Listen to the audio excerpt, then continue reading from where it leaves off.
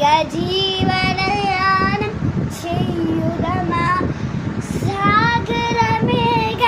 చుట్టుకొని సొరగంగ చీర మలుచుకొని గీతగానం పాడుకొని మన దేవికి ఆలి ఆరతులు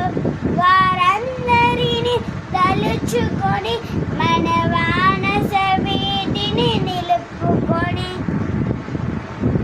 దీనిల తేటల మాటలతో మన దేశమాతన కొలచెదమా